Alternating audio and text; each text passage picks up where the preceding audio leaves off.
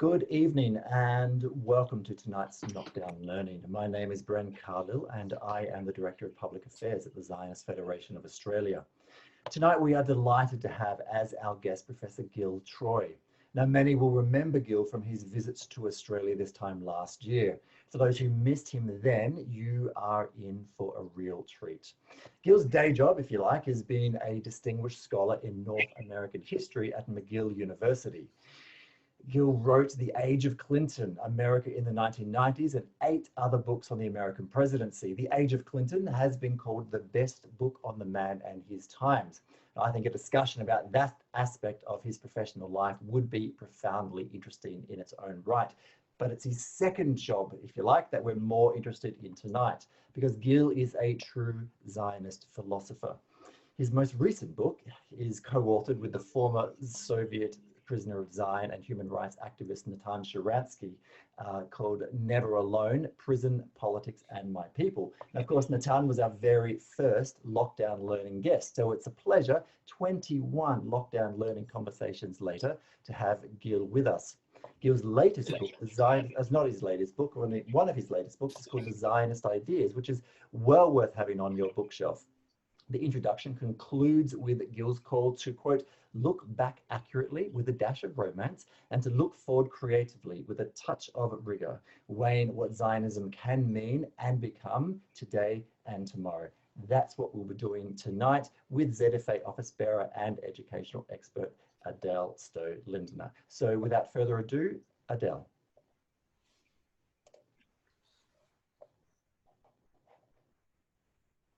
Gil, it's a pleasure to be spending this lockdown evening with you. I said to you just before we started and reading your books that I asked my Zionist mentor,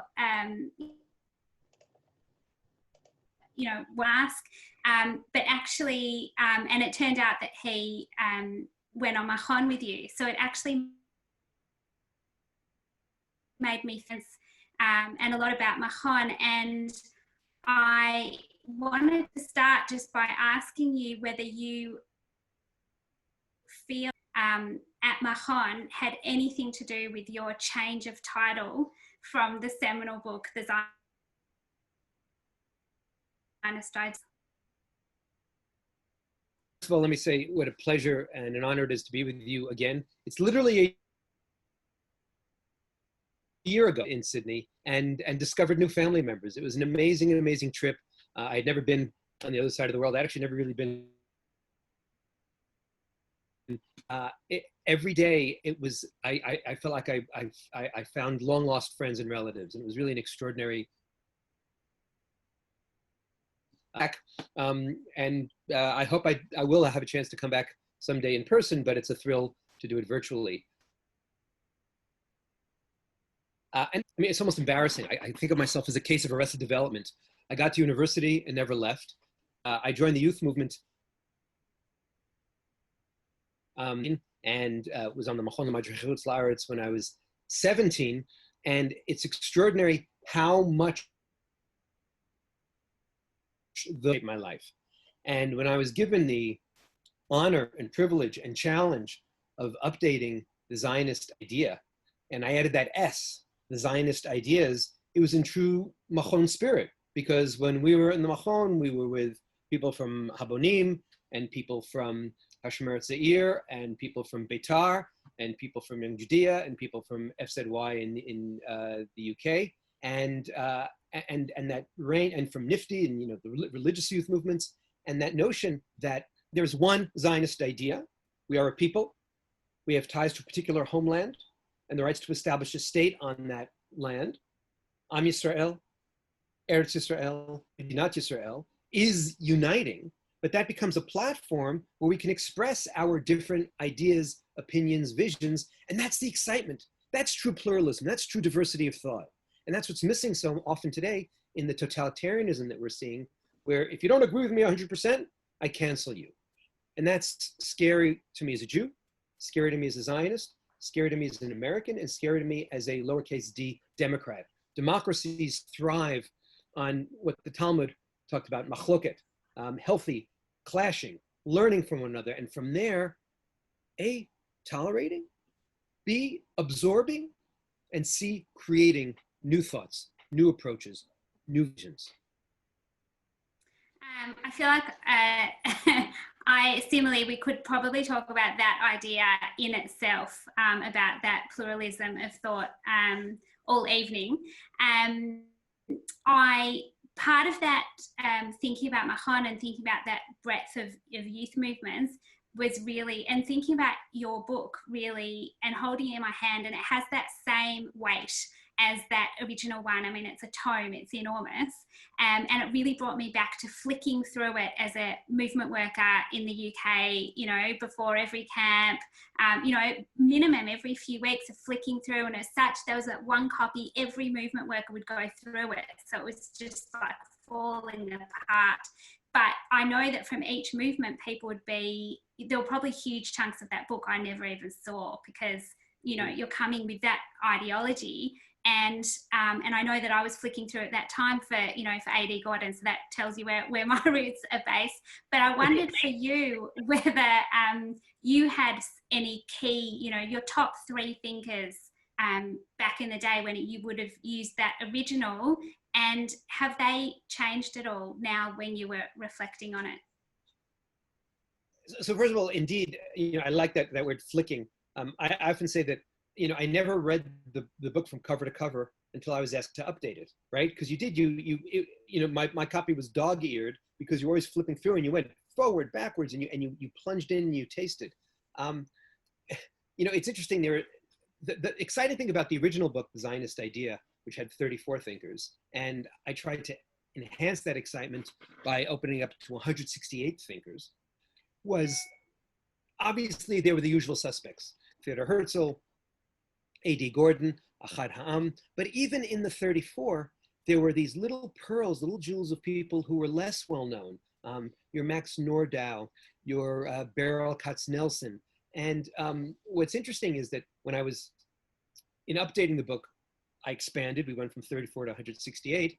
But even though it is indeed a big tome, I still had to cut. Now, of course, in the modern era, I don't know if it's true in Australia, but I know certainly in the US and in Israel, our young people have shorter and shorter attention spans. And so it helped that I was able to, you know, have much short, you know, no one's reading 6,000 words of a manifesto by A.D. Gordon. So I had to make them much more digestible, much shorter. And one friend of mine from Young Judea said, Gil, don't touch Katznelson, right? I thought he'd say David Ben Gurion, Ahad Ha'am, and he was actually absolutely right. Beryl Katznelson has this jewel of an essay, which indeed I kept, about revolution and tradition, that human beings need an ability to remember and an ability to forget. And one of the things I love about that passage is that it's very important for Zionism, Alt Neu, Old New, that was Theodor Herzl's vision, these revolutionaries who went back to the land, who went back to the language, who went back to the old country, the promised land, to create a new vision. But what a wise and thoughtful assessment of modern day life, right? We're constantly remembering and forgetting, balancing between tomorrow and yesterday, between the future and the past. So Beryl Katznelson was a favorite then and continued to be a favorite. Ahad Ha'am was indeed someone whose vision, I don't think I would have liked him necessarily had I met him. And I think I would have disagreed with him at the time because he was really hostile to Theodor Herzl and didn't understand the need for a political dimension to Zionism. But when he writes about cultural Zionism, when he writes about the resurgence that we're going to have, and when I think about Yerushalayim Shel Zahav, and more traditionally, Ki Mitzion Teitzei Torah, from Zion shall come forth a new vision. And when I came to Australia with my long lost new friends and saw the connectedness and the fact that we had a common language, that showed Ahad Ha'am Zionism, that from Jerusalem, even though I grew up in New York and you had grown up in Melbourne or Sydney or Perth, I even made it out to Perth, we shared a common language. And that's the power of cultural Zionism. One of the things that was missing in the Hertzberg book, so I'll say that was there were no women. And to have a book, even in 1959, without Henrietta Zold, without Golda Meir, without the poetess Rachel didn't make sense. So that was one of the things I was able to add. We'll get back to the women because I noticed that as well. But I did, because you mentioned Ahad Ha'am, I wanted to ask you about that because I'd written a little note for myself because I was thinking a lot about that over the years, my relationship with those, you know, when I was flicking through your book and I was seeing some of those old characters and I was thinking, well, actually my relationship with them has changed because, you know, life changes your outlook, and so it's a nice opportunity to revisit that and wonder.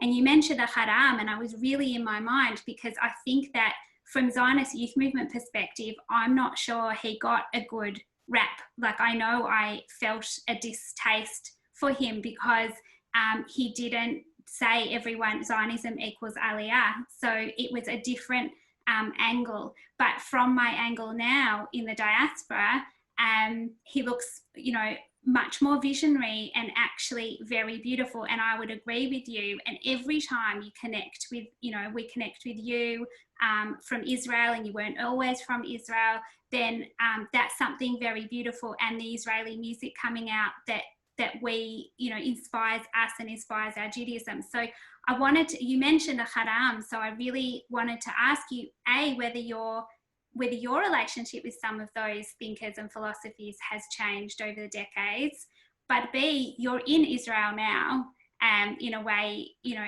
shining that light out to the diaspora. So you actually genuinely have a different physical perspective on those philosophies now than you did when you were at Machon, for example.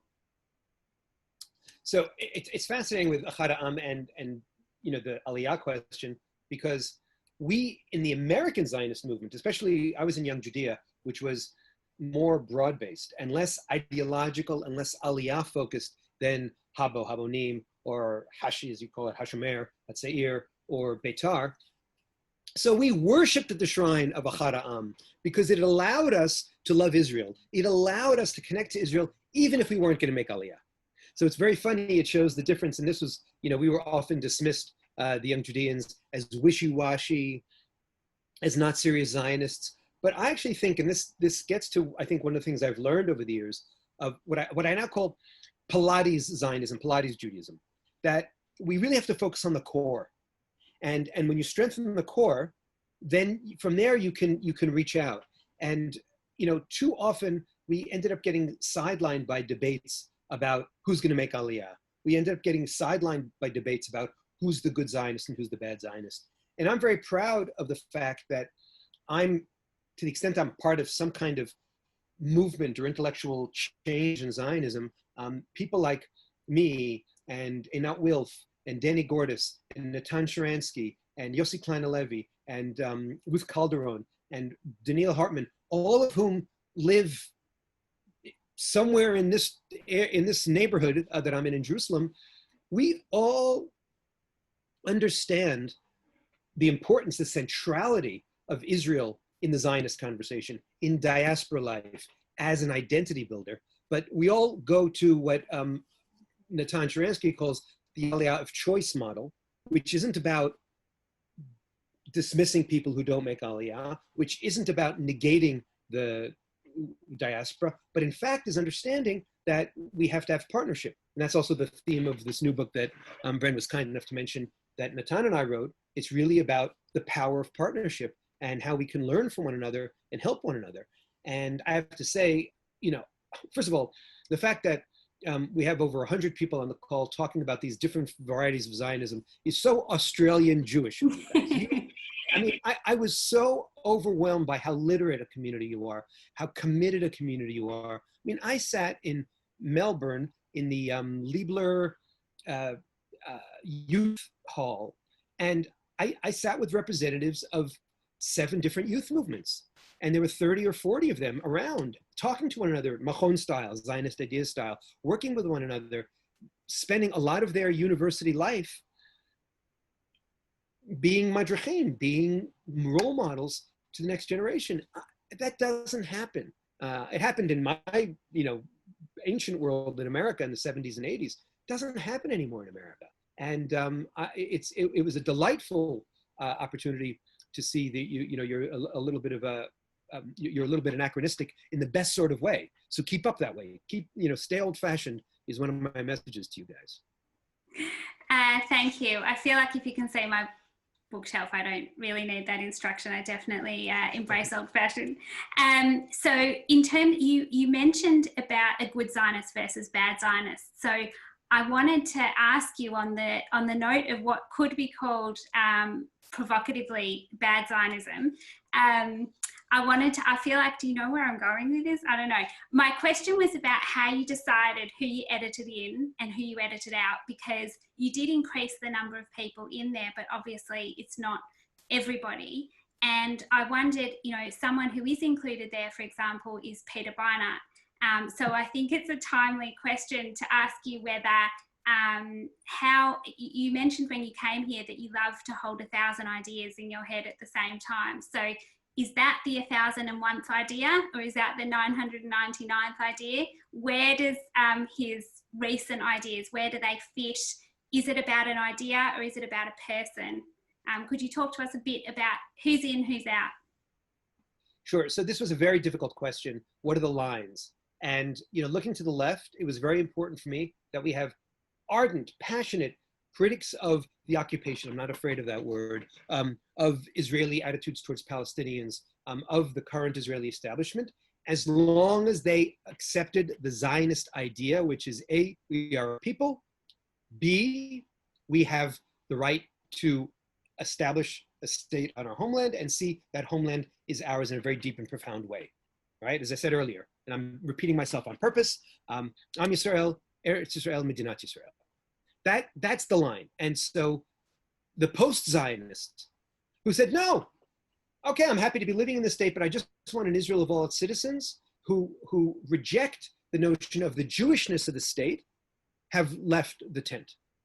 On the right, and I'll get back to the left in a second to answer the Peter Beinart question. So that was my line. My line was, you can be very critical of Israel, but as long as you remain a patriot, as long as you accept the notion of a Jewish democratic state in Israel, I'm there. On the other hand, on the other extreme, those like Meir Kahane, who are racist, are bigoted, to me break that Jewish democratic bond. They're outside the tent. I had one day, a delightful day, where I spoke to two different people, I won't say who, and one of them said, of course you have to include Meir Kahane. He was a passionate Zionist. And the other one said, of course you cannot include Meir Kahane. And if Yitzhak Shamir, the right-wing, Likudnik prime minister, led the Knesset in repudiating Meir Kahane, then he was out. Someone else, sort of from the right, from the revisionist movement, who was out, another group of people, were the people who were the Canaanites, from the 1920s and 30s, and those people who were so committed to living on the land that they kind of forgot the peoplehood dimension. And they basically said, if you don't buy into the Aliyah model, we don't consider you part of our extended family. And because peoplehood is so central, they're lost. Now, I'm in the process of translating the Zionist ideas into Hebrew, but it's really translating into Israeli. And bringing in, I want to have some overlap so that Australians and Israelis can be on a phone call like this and have the texts in their most comfortable language, Hebrew and English. But I also want to have some differences. And I've been working with two fabulous young Israelis. We've been going through it. And I have to say that Peter Beinart 4 years ago, was critical of Israel, but still accepted the notion of a democratic Jewish state, was within the Zionist tent. In the next edition of the Zionist Ideas, and in the Hebrew edition, I will cut him out because he decided to cut himself out of the conversation. He decided to, in calling for a one-state solution, which is really a no Jewish state solution, in writing the most superficial, really juvenile kind of article, both in the New York Times and in Jewish Currents, in which he didn't acknowledge Palestinian hatred. He didn't acknowledge the complexity of the situation. And he, from the comfort of his Upper West Side apartment, sat there and decided how Israelis and frankly how Palestinians should live. As far as I'm concerned, he pulled himself out of the Zionist mainstream, the Zionist consensus. And so it is a little bit about the person. That essay that he wrote 10 years ago would still fit in, but because he has, and I think he did it because he wanted some publicity. 10 years later, he was looking for, oh, how can I, cook up a new controversy? He went there, and that's fine. I'm happy to have coffee with him. He's lovely. He happens to be a delightful person. I learn a lot from his articles. I can still have coffee with him, but I don't share the label Zionist with him. He went outside. He left the tent. So can I ask you about, while we're talking about what laughably, I'm laughing, could be called, we talked about good Zionists and bad Zionists. So a couple of people have asked, because you've lived in Canada, and another Canadian obviously is Seth Rogen, who's been making the news in terms of talking about Israel. So when I saw those two questions just now, but I feel like I want to frame them slightly differently. They're just mentioning, they're mentioning Seth Rogen, but my question really is that when I read your book, Why I'm a Zionist, which is just a brilliant title because it's something that I think a lot of people, especially in progressive Zionism in the last decade, would ask themselves and explain back to themselves very, very often. Like it should be an easy question. It's not always. It's even when it's a loving question, it's so multi-layered. So it really is a brilliant title. And when I read it, and I saw that it had then been updated, so I read the updated version in 2006, and you commented, and it stayed in my mind, a quote that you said, Zionism is losing its luster. And I was just staring at that line, and I was thinking, how much more so might you say that in 2020? And so when I read a couple of those questions about Seth Rogen, I'm wondering whether you also make that connection with that line that you'd commented in 2006, and whether you feel, is there a different relationship with Zionism now from Israelis, but also from the diaspora? And would you say we're in a post-Zionist age, our anachronistic have a piece of Eden aside? It's such a heartbreaking question. It's on point, but it's so sad, because Zionism should be more relevant and more popular and more of a big public platform for the Jewish people than ever before, because we are diverse. We are, very, very Australian, those who live in Australia, and very, very American, those who live in America, and very, very Israeli, those who live in Israel. And we have many different religious differences, but because Zionism is a peoplehood platform and about our history and our rootedness in the land, wherever we live, it should be something that unites us.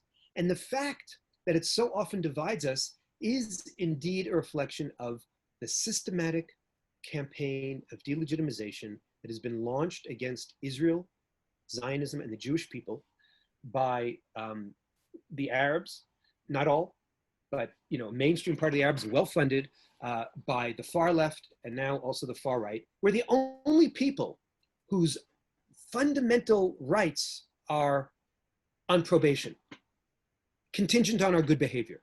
We're the only people who were, by the way, voted in as a state, November 29, 1947. We were voted in to the international legitimacy by the international community of the United Nations, and yet our legitimacy is in play. And it's because our enemies, and we do have enemies, have systematically picked at the wound, picked at the scab, picked at the problem. And we haven't done a good enough job defending ourselves.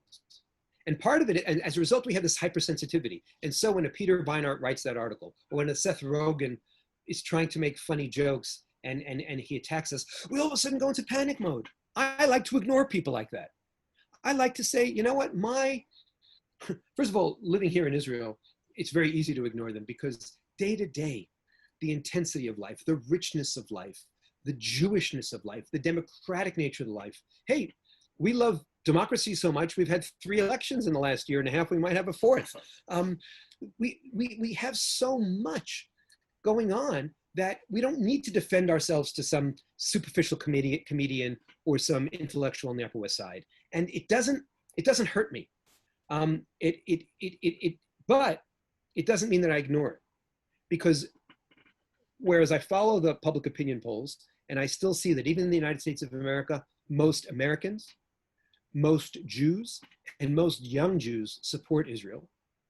The small, loud minority gets disproportionate attention, both from within the Jewish community and from without the Jewish community, and they're warning bells. And there's a trend of more and more rabbis, I'm sorry to say, more and more intellectuals, more and more professors, more and more Ivy League types who are stepping away and making Zionism lose its luster. So on one hand, the core of Zionism is as fabulous and as wonderful as ever. And one of the paradoxes that I emphasized last year was, I said that, in 1959, when the Zionist idea came out, Israel was fragile. Wars, weak economy, absorbing so many immigrants. But Zionism was robust. The whole conversation about Israel and Jewish peoplehood had created a country. Today, Israel is robust and Zionism has turned fragile. And I say, shame on the delegitimizers, shame on the haters, but also shame on us. And that's again the Pilates. If we, and this is why I was so deeply moved by what I saw in Sydney and in Melbourne and in Perth,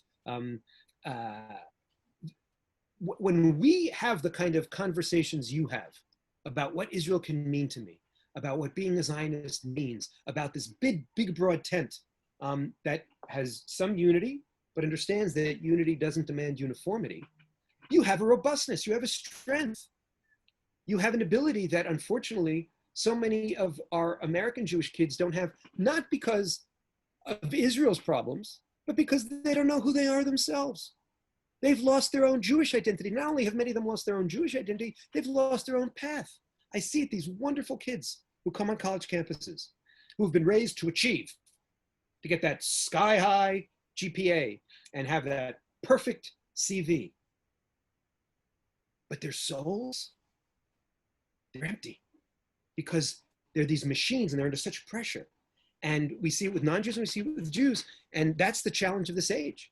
And so I look at Zionism, I'm not arrogant enough to say as the only way or the best solution, but it's a pretty good solution because it gives us a rootedness. It gives us a connectedness. It helps us go beyond the me, the my, the more, the now, to us and to some sense of purpose. For some, it's a more religious purpose. For some, it's a national purpose. But somehow or other, it pulls us out of ourselves. And that's the poetry of Zionism. And not enough of our teachers, especially, I'm sorry to say, in the United States of America, and not enough parents, especially, I'm sorry to say, in the United States of America, don't sing that song of Zion. And that's what we need to be doing. I have to say that when you talk about identity, which I think is you're right, like it's very much of our age, really very much right now.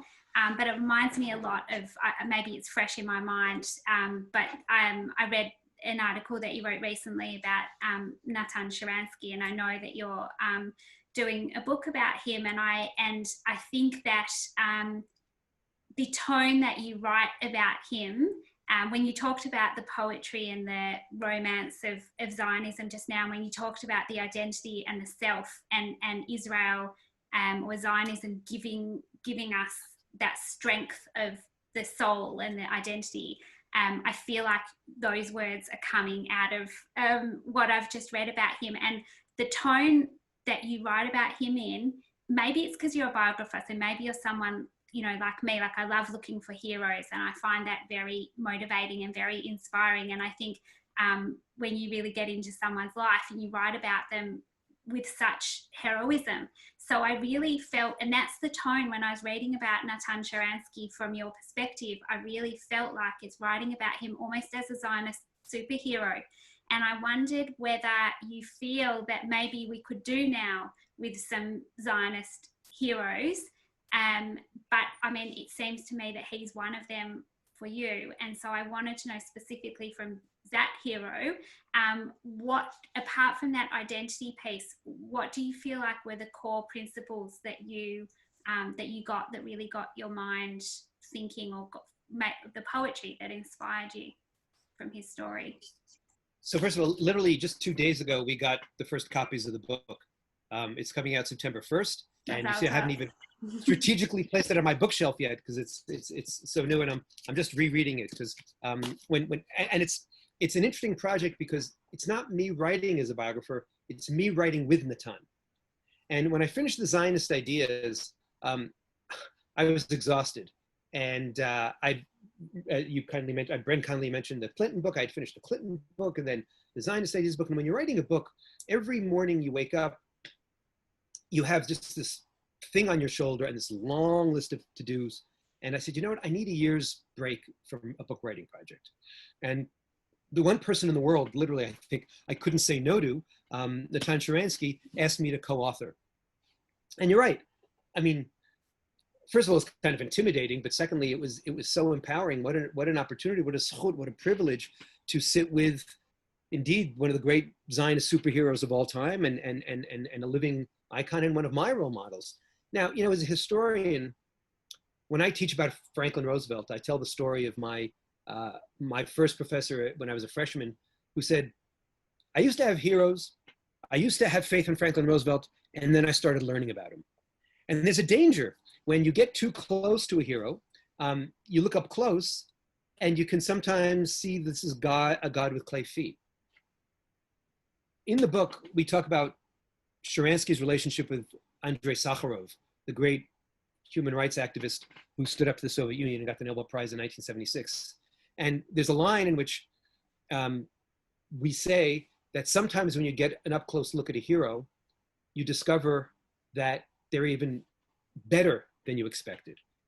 And that's what I have to say about Natan and Avital Sharansky. I had really the privilege of working with them now for the last 3 years, sitting at their dining room table. And right, part of it is identity, because he and she had their identity stripped by the Soviet Union, by Soviet communism. And they stumbled back into it, partially because of the anti-Semitism that he experienced during the 6-Day War. He said, the anti-Semitic jokes changed. In 6 days, they stopped talking about us as weaklings and all of a sudden start talking about us as bullies. I didn't change. What was going on? I didn't even know, I barely knew anything about this country called Israel. And so he started learning, and he said, I discovered my identity, and that's how I discovered my fight for freedom. So first value is identity. The second parallel value is freedom. And the third, and the theme of the book, is dialogue. Because this incredibly modest man, this incredibly modest superhero, understood that what kept him alive? Dialogue.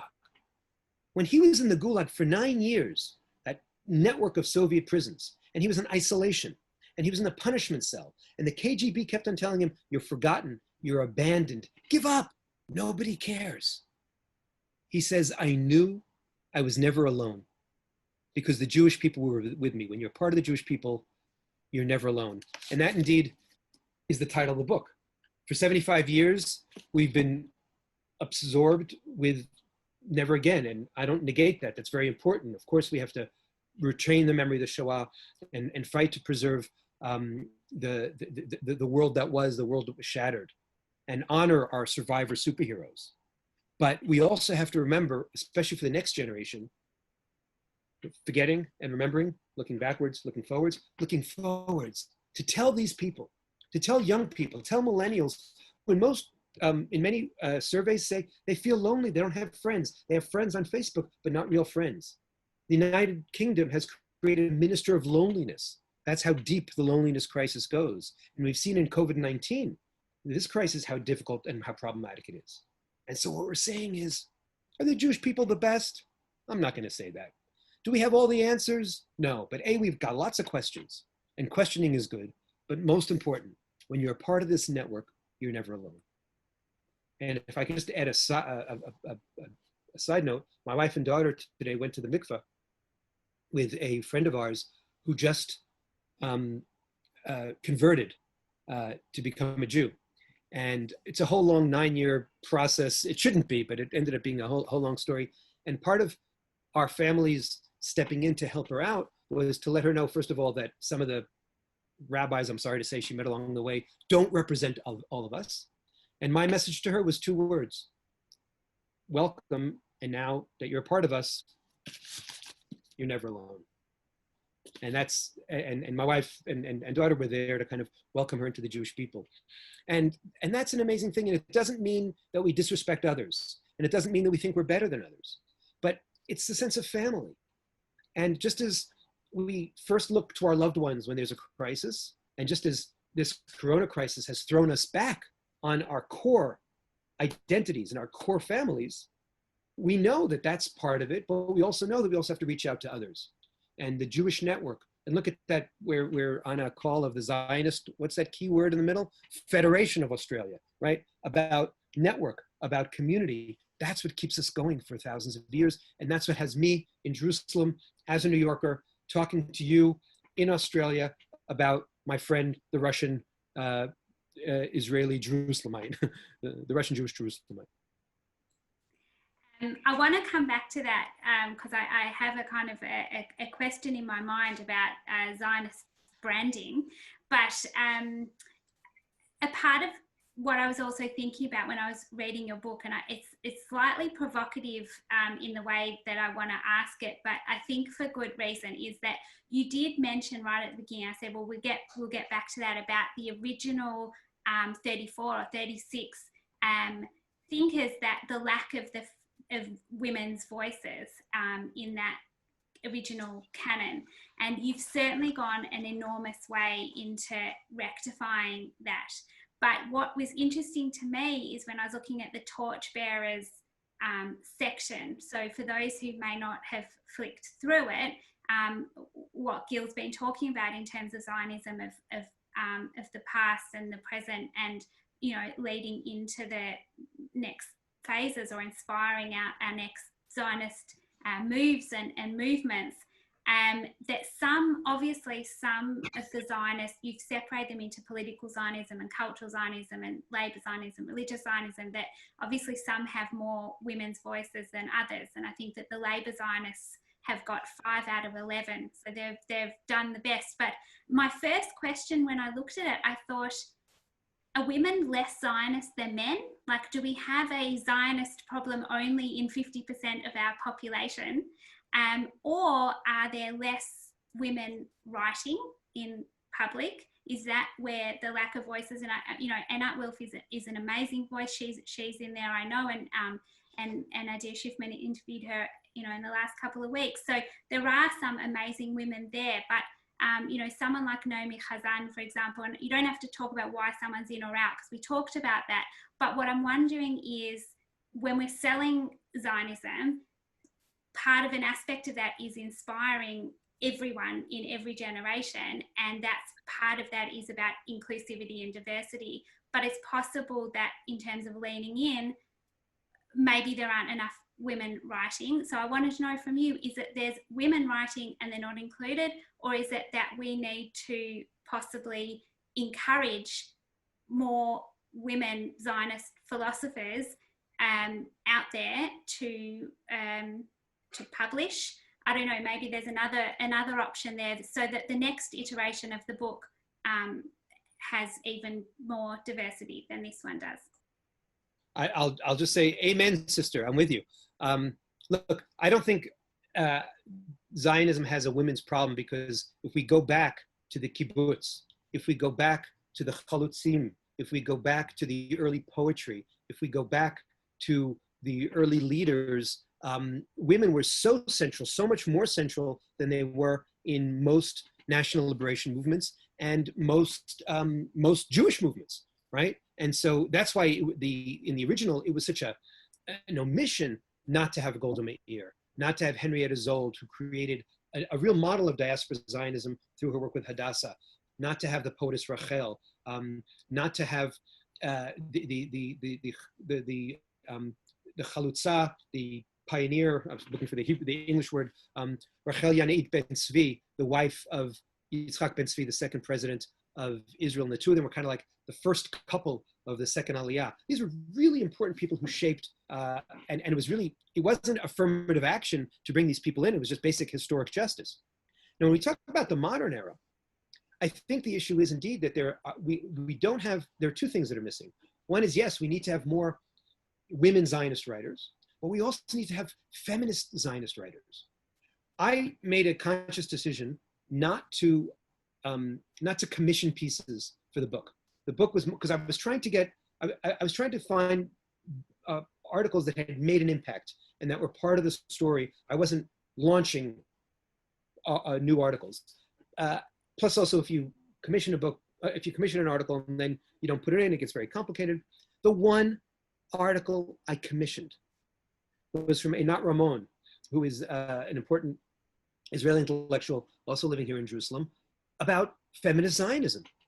Because I looked for someone who was willing to kind of link the two. And I have a delightful piece by Letty Karen Pograbin, who was an early American feminist, who talks about a kind of parallelism between Zionism and feminism, both as what you call sort of collective forms of affirmative action to compensate for persecution. And those forms of compensation often being dismissed by others and demonized. So she does that, but it was very much in the context of the persecution model.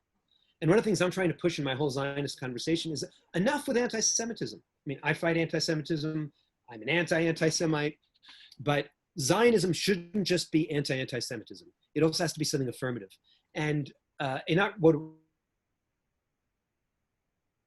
for the Torchbearers about her Zionist feminism and about how she is comfortable as someone who worships at the shrine of universalism to have particularist identities, because through her particularism as a woman, as a feminist, as a Jew, as a Zionist, through those identities, that's how she's learned about Tikkun Olam. Through those identities, that's how she's learned to help the world. Through those identities, that's how she's learned how to be a better person and a contributing player on the world scene. That's the platform that we talk about in Zionism.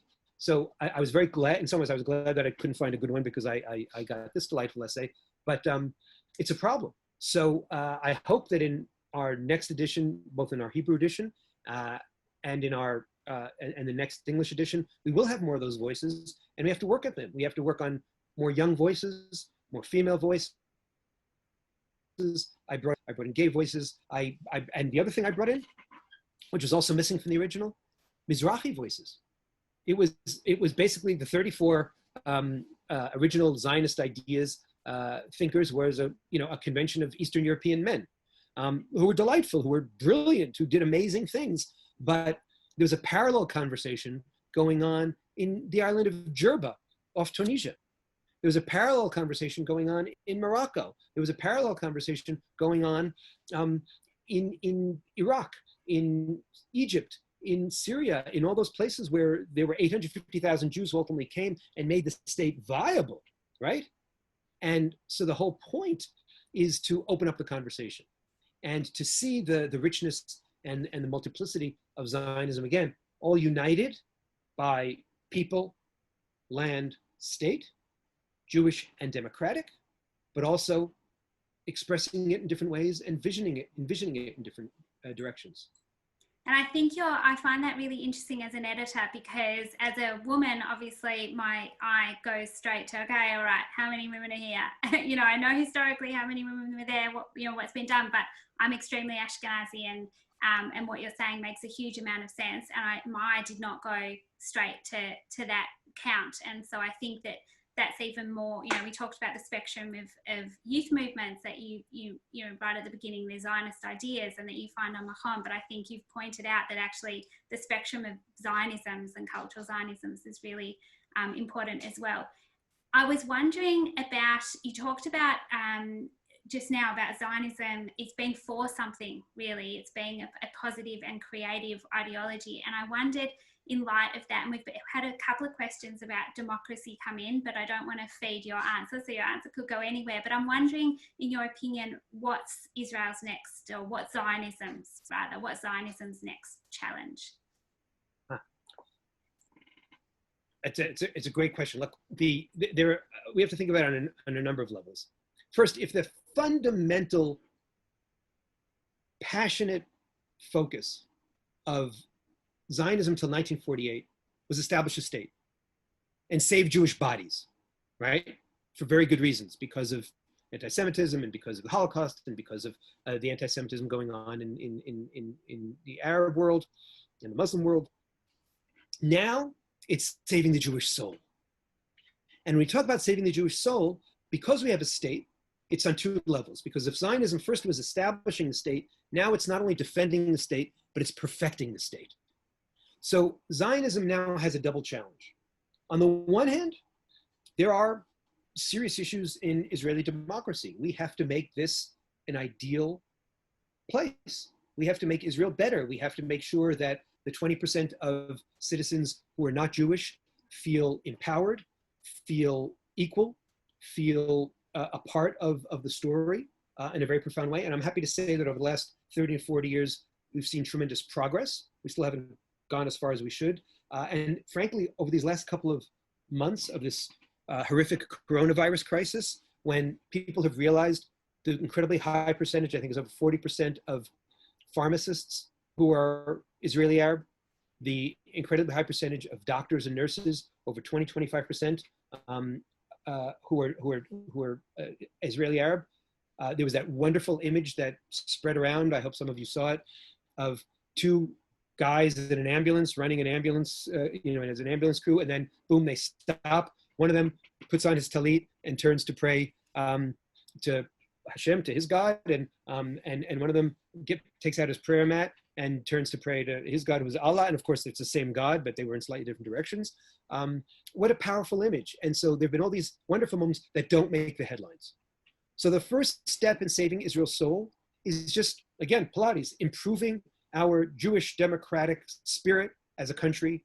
Right now, you're calling this lockdown. This is a lockdown series. Well, we're in a bit of a electoral, political lockdown. We're in a deep, deep stalemate, which is very, very painful, which requires some visionary leadership. And we need visionary Zionist leaders to pick us all up and move us in a whole different direction. At the same time, while we're talking about the collective project of improving and defending and perfecting the state, identity Zionism, which is the Zionism that I've kind of emphasized as much as possible, is about also improving the Jewish soul.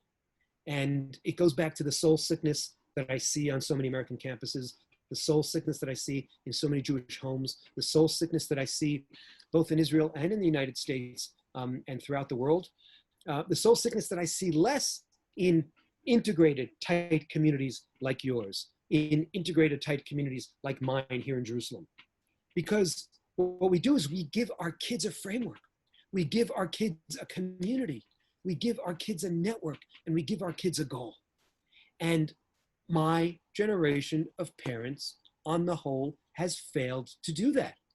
We've been amazing at instilling ambition in our kids. We've been amazing at instilling independence in our kids. We've been amazing in instilling a kind of literacy in the modern world in our kids.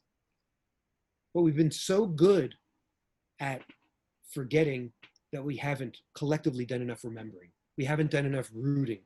We haven't done enough deep diving and enough Pilates. And as a result, I see it. I see, my sons said to me a couple of months ago, they said, so how long are people on birthright for? 30 days, 60 days? I said, 10 days. They said, you're kidding me. I said, no, it's 10-day trip. They said, what are you talking about? How could 10 days be so transformational? How can 10 days be so profound? And I say, when so many of these young people, delightful, wonderful young people, arrive in Israel with their souls so empty, with their Jewish literacy at 0 or minus, because it's all negative and all critical, boom, they discover something amazing and it's life-changing.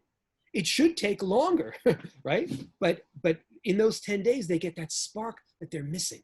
And not all of them, but if you look at the percentages, over 80%, I think 84% over the last 20 years, over 600,000, now 700,000 young Jews have said that it was a life-changing experience for them in 10 days.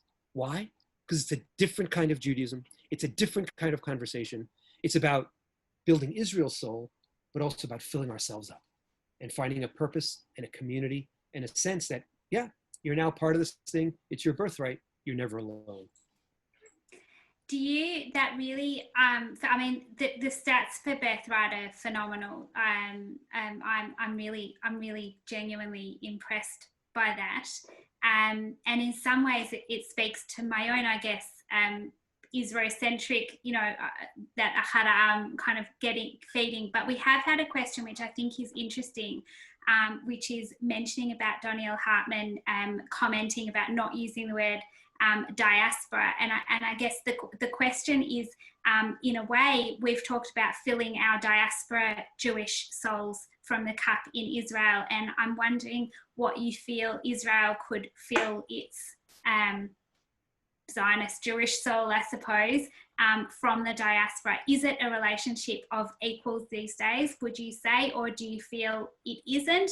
And if it's not, in what way could you in Israel get inspired, I guess, or have that relationship with the diaspora? So let's take it in two different directions. First, we'll talk nomenclature of the words, and then we'll talk about the relationship. So once upon a time, traditional Zionists talked about galut, exile, right? Israel was the promised land. Israel was the center. Israel was the land of redemption. And everyone else was in a kind of a lower spiritual, political Jewish order in exile. And over the years, that language was seen as part of what was called shlilat hagolah, negation of the galut, and that was seen as disrespectful, justifiably. And so the word diaspora was considered to be a more neutral term.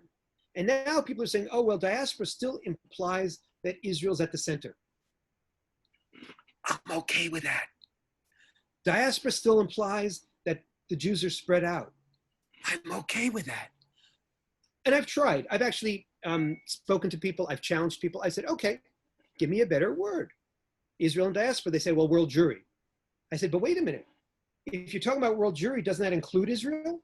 So when I talk about world Jewry, I talk about kulanu, all of us. But I can't say Israel and world Jewry because that takes Israel out of the equation. Read the Bible.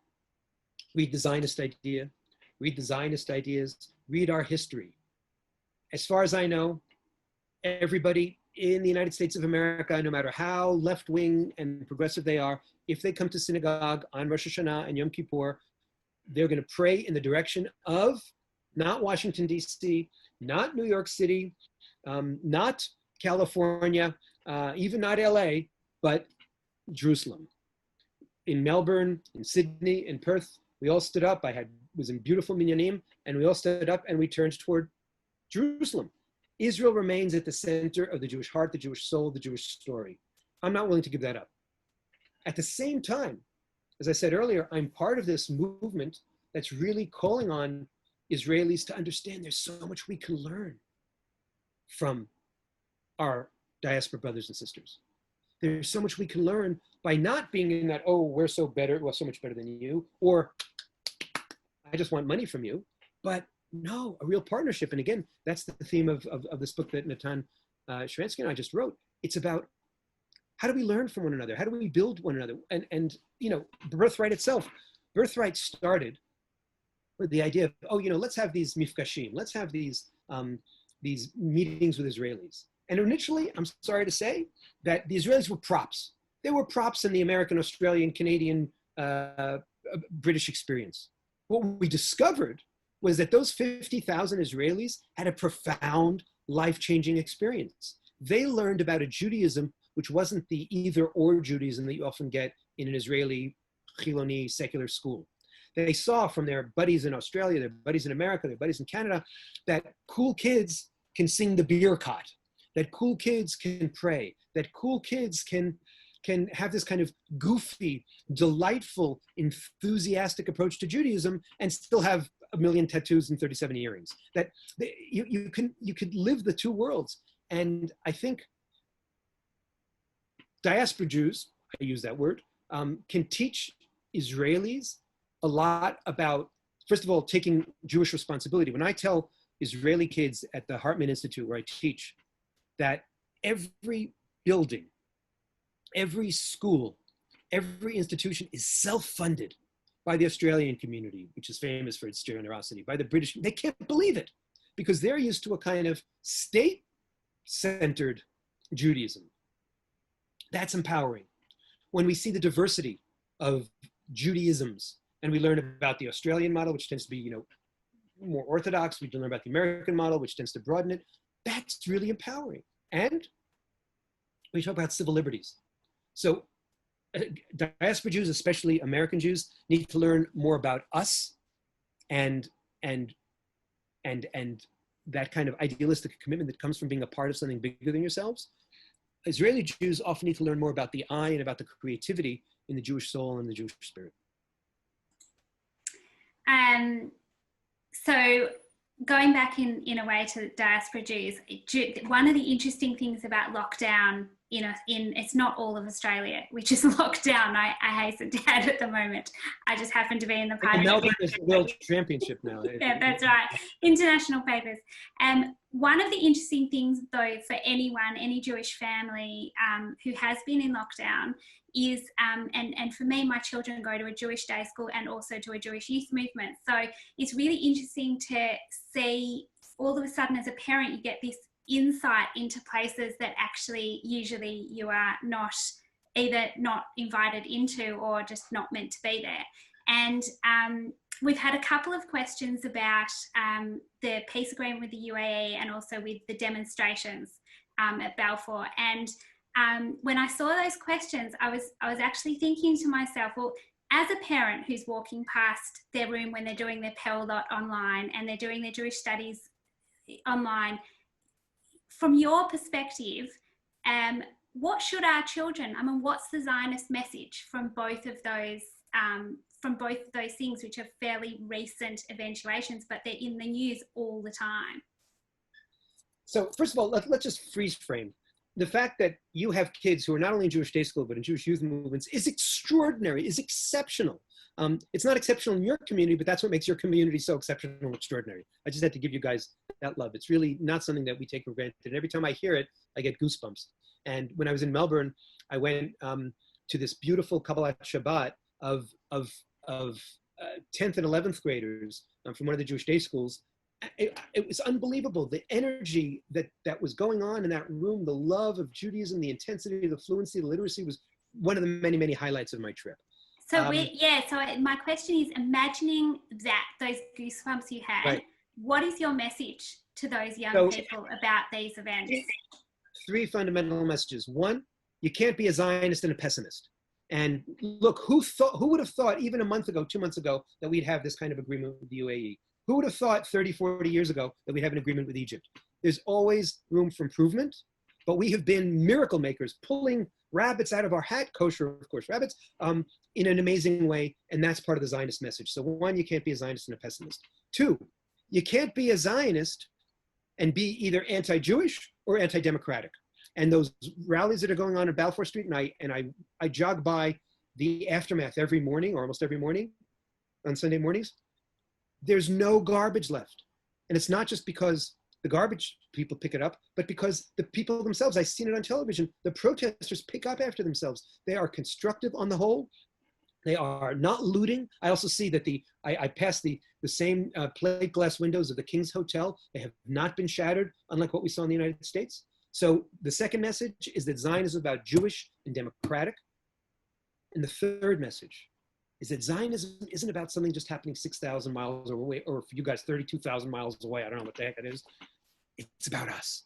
You're a part of the story. And all too often in modern world, people feel cut out. And I'm telling you, lean in, use that expression, and buy in and be a part, because you're never alone when you're part of the Jewish people and you're part of the Zionist story. And that's the true Pilatus. That's the true strength. I feel like as a true author, you have finished our conversation. I feel like I want to leave it there because I feel like that's really the climax. And I really look forward to reading your book on the next Zionist superhero, Natan Sharansky. It's been a pleasure. Thank you very much. Thank you. Thank you for all the careful preparation and obviously good reading you did about the book. Thank you, Adele, and thank you, Gil. Look, I could listen to you speak about these topics for hours, and the questions that I've had come in on my phone for the last hour shows me that many other people watching this think exactly the same thing. And on top of that, your compliments about the Australian Jewish community is clearly quite welcome. So we'd be delighted to welcome you back anytime. Now, tonight's conversation will be put on our YouTube channel in the next couple of hours. And indeed, all 21 lockdown learning conversations we've held are on the YouTube channel. And these include conversations with some of the names that Gil mentioned tonight, including Inat Wilf and Yossi Klein-Halevi. So if you want to see these conversations or to make sure that you don't miss another lockdown learning chat, I'd encourage you to subscribe to our YouTube channel or follow us on Facebook or Twitter, where our events are advertised and articles of interest are shared. Now, tonight, Gil spoke a little bit about religious pluralism in Israel. Next week, we'll be speaking with Anat Hoffman of Women of the Wall fame. She'll be discussing that issue, as well as the wider issue of religious pluralism in Israel and how it is shaped by the diaspora-Israel relationship. So if you like, it's a great follow-on from tonight's conversation. So of course, we'll send out information about that soon. In the meantime, take care, stay healthy, and we'll see you next week. Good night. Thank you. Thank you very much, both of you, and all of you.